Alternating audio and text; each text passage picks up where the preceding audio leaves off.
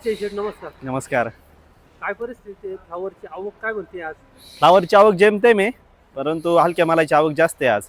हलक्या मालाची आवक जास्त आहे. हा. काल होते का मार्केटला तुम्ही? काल होतो ना मार्केटला. कालची आवक आणि आजची आवक काय फरक वाटतो?